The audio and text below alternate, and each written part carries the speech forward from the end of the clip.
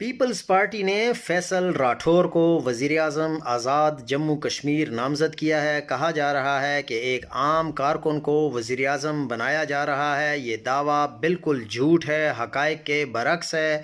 ان کے والد راجہ ممتاز حسین راٹھور بھی وزیر اعظم رہے ہیں اور انہیں نہایت رسوا کن انداز میں نکالا گیا۔ ممتاز راٹھور نے 29 جون 1990 کو وزارت عظمیٰ کا منصب سنبھالا۔